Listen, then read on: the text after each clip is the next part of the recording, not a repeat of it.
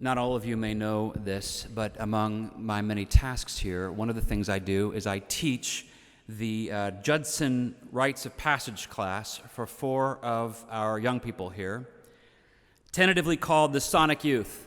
They are Max Katsanis, Anders Lewis, Yannette Sutton, Sterling Van Rye.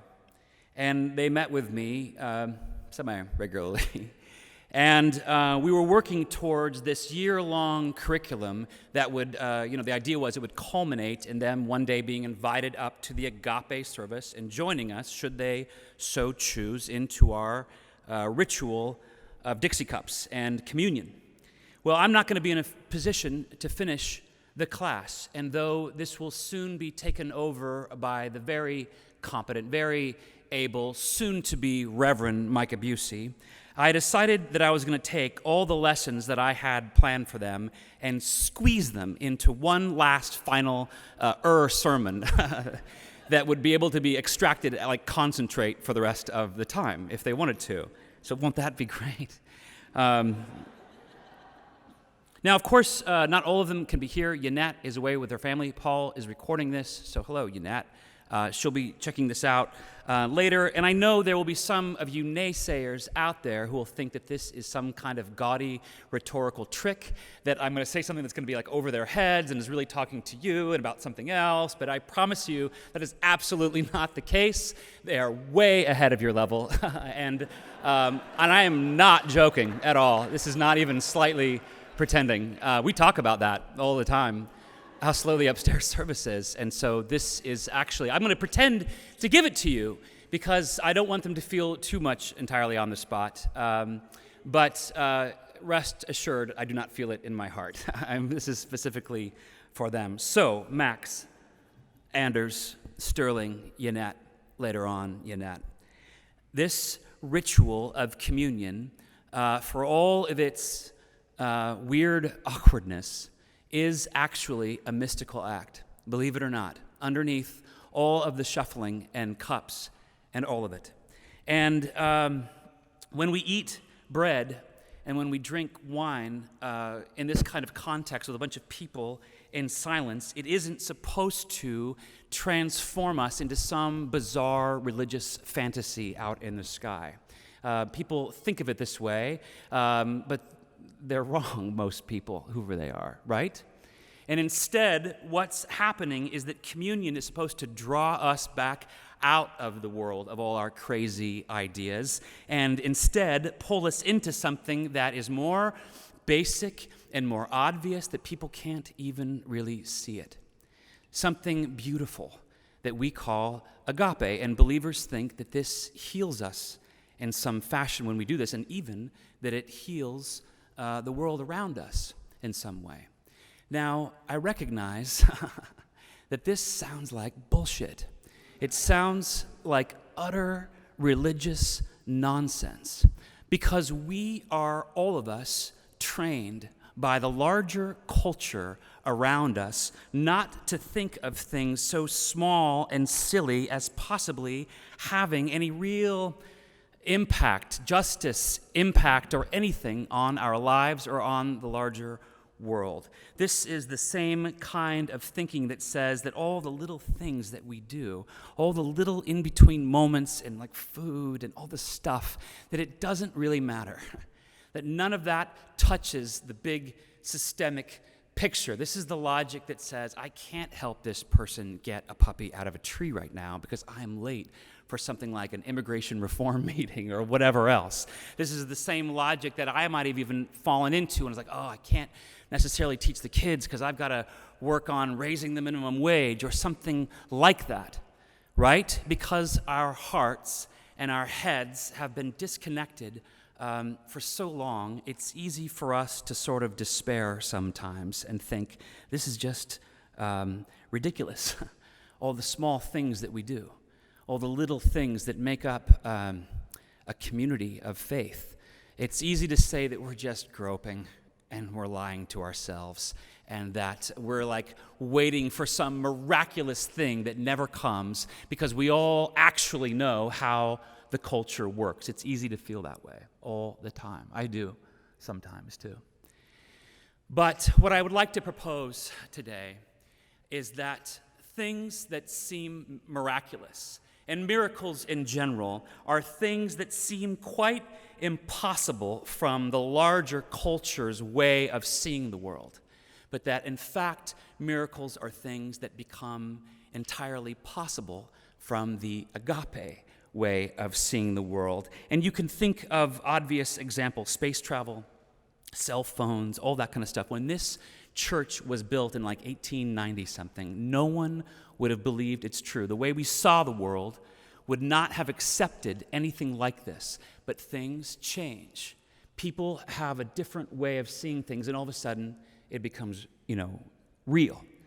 So I kind of give you that setup, and I want to draw that context. It's so important, actually, because today, in our lives, we are going through another kind of change like this. There's another kind of complete cultural shift, and no one in this room can entirely understand it. And unfortunately, you're going to have to understand it. At some point, everything about the way we saw the world, our culture's story, is undergoing a radical transition, and the basic mythology that trained me and your parents and almost everybody in this room is gone. It's crumbling apart right now, and even our science is shifting, and who we are, where we're going, all the stuff we've told each other, it's going to have to get reconfigured, and you're going to be the people who have to do it. Sorry about you, but it's coming down the track. This is what it is, and no one's going to be able to help. It's entirely up to you on some level. Okay? The underlying story of our culture, the dying planet of Krypton that you're now fleeing from, is a story of isolation and separation. This story told all of us as we grew up that we were all separate individuals, that we were separate, that everybody out here was separate, and that likewise we lived in a universe that was separate from us. This kind of bizarre mechanical clock that ran around mechanically, indifferent to us, indifferent to what we cared about, anything like this. This was the way of thinking that sort of infected every kind of human thinking. This underlying myth permeated everything, not only our politics and our physics and our psychology, but you'd hear it in like Loretta Lynn songs and Liam Neeson movies and everywhere. Everywhere it was kind of in the water that we drank, even in the economy that still pits all our parents against each other as if they are separate in some way. So not everyone really recognizes this, but it's crumbling. That way of life is slowly cracking down. The news is evidence of this, and we can talk about it later outside of this performative environment. But it's true, and it's all cracking under the weight of its own bad ideas. But as this happens, people become open to new stories, to more accurate stories, and all of a sudden, the silly, old-fashioned way of communion or the way of agape all of a sudden doesn't feel like such bullshit anymore. All of a sudden, the little small things we do, they become more accurate. And whether it's the economic world or our understanding of nature or really anything, we are being forced to recognize in our time that we are not separate objects, that we are not differentiated, that the universe that we occupy is not some separate thing, that what we do to that vague cosmos, we are immediately doing back to ourselves. And that's crazy. So what does that mean? It means that the small, little, heartfelt things that we do, the things we talked about in the class, and whether it's some kind of activist thing or taking care of somebody who's sick or saying a nice thing to your siblings or your parents or that lost puppy in the tree, all of a sudden, those small acts have a new kind of impact and relevance than anything we could have possibly comprehended inside the 20th century. They have a significance because these little heart actions actually ripple and flood out in ways that the way of isolation cannot properly conceive of. And I'm going to take science as an example because it's the most interesting way of thinking about it. Our old view of physics was, and this is not metaphorical, this is not moral, I'm not trying to lay a trip on you. Our old view of the universe had a pretty simplistic notion of causation. If you wanted to affect something like this podium, you had to apply a direct force on it to do so. And we thought this way socially, we thought this way every way. But the new science completely contradicts this, and they're not caught up to it yet, right? The new science says that, in fact, my hands are not so separate from this podium at all, that I am not separate from Bob Thomason. I am not separate from the ground or the sky or the sea. And the amazing big insight of spirituality and religion is that although our eyes can't always see that field of connection and our brains can't really wrap around it, the big idea of religion and church, for all its Dixie cup hokiness, is that this is something we can still feel inside our hearts. That somehow that's what faith is. The remembered presence that we are connected to everything, not in some BS, metaphorical, churchy way, but in a real way. It's actually true. We're actually part of it. It's like the Force, which is a better metaphor. In Portland, the Force. Okay? So when Jesus comes along and passes out bread and wine to his disciples, what he says actually is, this bread is my body. I am connected to it. This wine is my body. And when he invites us to drink it, he's telling us that you are also connected to these things, and you are connected to me. And we can never be disconnected from each other. And so when Jesus teaches us to love our neighbors as ourselves, to love God with all our heart, mind, and soul, this is not something he's saying you should do, or you're going to get struck down by a lightning bolt or something like this. This is Jesus as scientist, telling us something about the nature of reality.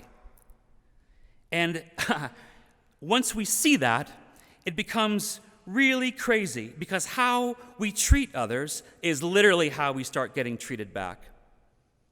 How we create worlds for others as the world we end up being stuck in ourselves. And once you wake up to that, once you see it not as some religious thing you should do, which I am against, once you see it as a nature wired into the cosmos, all of a sudden it becomes like blindingly obvious that it is better for me, selfishly, to serve others rather than to be served, to love other human beings other than to waste time trying to be loved by them, because it'll seldom always happen, right? I realize all of this sounds nice, and normally I wouldn't do this to them. I wouldn't talk to them like this. We'd have a conversation, we'd go break into something, there'd be an adventure component or whatever, you know what I mean? So my apologies for this ugliness. But, and I know it sounds nice. All of this sounds great. We're here at church. But of course, the real world doesn't operate this way still. It doesn't really work. A lot of bad things about our culture continue to pull all of us into these directions where we buy into its racism, we buy into its classism, its homophobia, or whatever other lie our culture coughs up through school and TV or friends or whatever that says we are separate. We're not separate. But as you get older, you start to doubt. You start to lose your nerve for it. You can't feel it when we're younger. We all have the sense that the world is more beautiful and amazing than what people tell us, right? When we're younger, we still have that feeling that the world has more possibility and awe than these people. institutions possibly try to shove down our throats. But as we get older, we lose it. Sometimes, not always. You start to lose it because that inherent expectation of a world filled with more mystery and wonder keeps getting this broken expectation after person letting you down on it. And to defend ourselves, we all develop cynicism, right? And it can happen fast. And I don't think that's something that's happening to any of you yet, by the way. I don't see that on your faces when we hang out in private. But sometimes to keep this feeling alive inside you, we need help. And this is what the Hokey Church thing is about.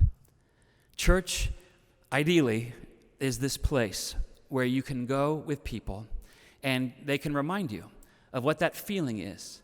They can remind you that the world is not quite right. And they're not going to have all of it. Every person will have some precious little piece of the puzzle, but only together can we hold each other accountable for a new story. An agape-type tale, which is a good name for something. Every act of simple love and justice in this crazy holographic world sends ripples out. It makes agape more real. And although people don't always see it, they expect results in the old Newtonian dinosaur way, it does happen. It radiates out in a way that the old thinking cannot fully comprehend. Something miraculous happens, and you can test it when we meet somebody. Let's say you meet somebody you just don't like at all, or you think is inherently evil, like you meet a greedy CEO or whoever you think is like a bastard or whatever else, like this. You pick that person, and you say to yourself when they're with them that they're just like me on some level. I may not realize it or recognize it, but I am in communion with them. Whether I want to be or not, I am in communion with them.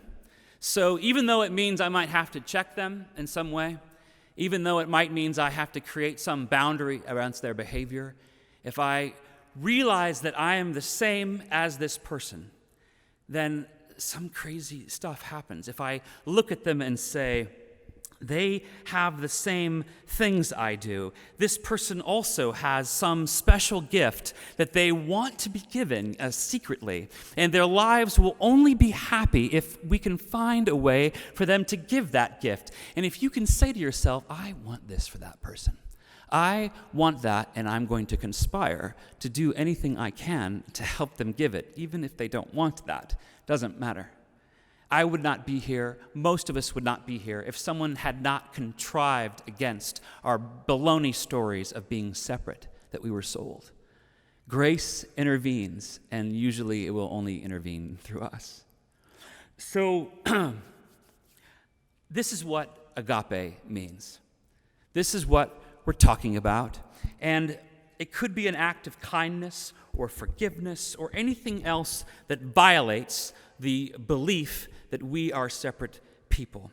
But whenever we give someone an experience of the new story, it weakens the old story. It cracks against its psychic superstructure, and it may not look like much, but these new stories have a way of growing and spreading, and that means that every act of agape is also a political act. We dissolve the empire just a little bit every time we part from the way of separation and choose instead the way of communion. And that is finally what rites of passage actually is. It's a parting of the ways. And you don't have to take anyone's word for it. It's the decision to find out for yourself, to be an adult, to be a spiritual grown-up, and say, doesn't matter what someone else said, I'm going to find out. I'm going to love others and to serve others as if they were me, and then I am going to discover firsthand exactly how miraculous the universe might really be when I do this. And it won't always be easy, but it can free you from ever feeling lonely or isolated. And it will be fulfilling in a way that nothing else they offer you ever will be. And you will never regret a single moment of it ever in your life. All right, amen.